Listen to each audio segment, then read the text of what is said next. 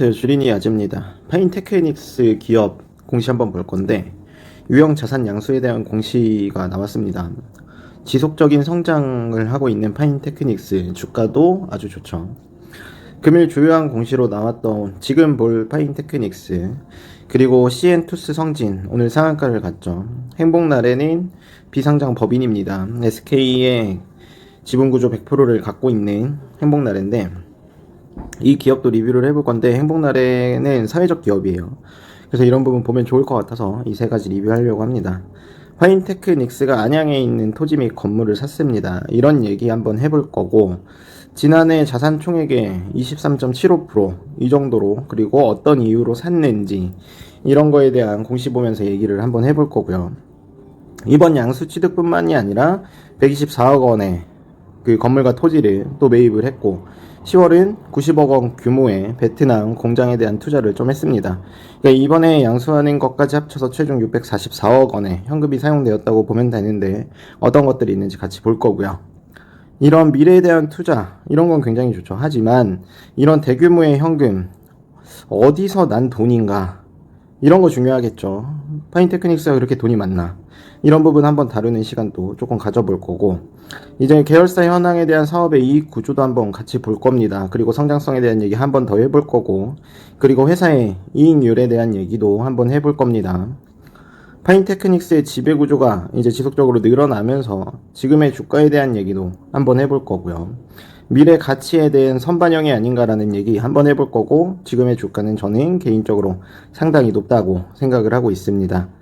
마지막으로 이제 전환사채권 발행을 6월에 했던 거를 얘기를 해볼 건데 결론적으로 말하면은 저는 주주분들에게 피해가 갈까봐 이런 영상을 찍는 거고 이런 부분을 잘 알고 계셨으면 좋겠습니다. 공시 읽어주는 아재 시작하겠습니다. 유형 자산 양수 결정을 했죠. 이 양수 결정을 한 이유는 이제 R&D 그리고 생산 역량 확대 이런 목적을 가지고 이 토지와 건물을 매입하기로 했습니다. 양수 금액은 330억 원 수준이고 이 330억 원은 이 회사의 자산 대비 꽤 높은 비중을 차지하고 있습니다. 이런 거는 확인을 조금 해주시는 게 좋겠죠. 이뿐만 아니라 아까 말씀드렸던 124억 원 규모의 전일 나왔던 뉴스를 한번 보면 좋고 그리고 베트남 법인 현금 출자 90억의 유출이 있었습니다. 이것도 이제 저번 달에 나왔던 거고 이 최종 금액이 644억 원이라고 적지 않은 금액을 출자를 하는 거니까 이런 부분은 확인을 하시는 게 좋을 거고 타법인 주식 및 출자증권 취득 결정 이거는 이제 베트남에 생산하는 회사인 거고 이 베트남의 회사는 휴대전화 부품 그리고 제조품 제조 판매를 하고 있는 회사인 거고 이 베트남 회사의 지분 비율이 66.67% 꽤 많은 비중을 거의 이제 얘네들을 지배하겠다라는 확고한 의지가 좀 보이는 거죠. 그러면은 파인테크닉스는 이 돈을 도대체 어디서 나서 이렇게 현금 유출을 할 수 있는 건지 한번 봐야겠죠. 타법인 출자 현황을 보면은 파인테크닉스가 갖고 있는 이제 법인들이라고 보시면 돼요. 다 적자를 지속하고 있는 행태를 보이고요. 유일하게 이 회사만 지금 흑자인 상태라고 보입니다. 그러면 이거를 계열사들의 현황이 사업의 이익 구조가 상당히 좋지 않다는 걸 볼 수 있고 재무 구조를 한번 보면은 당좌 비율, 유보율 어느 것 하나 그렇게 높지는 않습니다. 적자를 유지하고 있는 상태에서 지금 흑자 전환한 지가 그렇게 많지 않습니다. 21년이 이제 흑자일 거라고 예상을 하고 있는 거고요. 흑자 전환이 많이 안 돼서 유보율이나 당좌 비율이 축적이 안 돼 있는 상태인데 현금을 이렇게 쓰는 게 조금 의아하다라고 생각했습니다. 파인테크닉스의 주가를 보면은 주봉으로 봤음에도 굉장히 높은 주가의 펌핑이 나와 있는 상태고 만약에 월봉으로 본다면은 1000원대의 주가도 확인을 할 수 있습니다. 그러면은 무려 몇 년간 거의 2년여간 13배 정도 주가의 펌핑이 나왔던 건데 이런 부분은 지금 파인테크닉스의 재무구조나 아니면 사업성을 보더라면 지금 현재의 가치보단 미래의 가치를 선반영하지 않았나 라고 저는 생각을 하고 있고 시총 또한 무겁죠.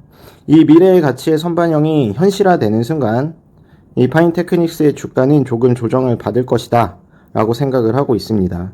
파인테크닉스는 종속기업을 필두로 종속기업, 파인테크닉스가 모기업이고 자기업을 이렇게 여러 가지로 가지치기를 하면서 성장해 나가는 모습을 볼 수 있습니다. 회사는 부품 꿈을 가지고 지배구조를 계속 늘리는 모습을 보고 있는데 결국엔 이것도 다 돈이죠. 이거에 대한 영업망의 확대가 얼마나 매출을 일으킬지, 이거에 대한 이익이 얼마나 성장성이 나올지, 이런 거는 주주라면 한 번쯤은 생각을 하셔야 됩니다.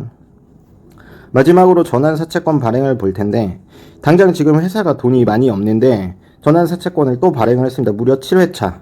그러니까 앞선 1회차에서 6회차의 전환사채가 또 있었겠죠.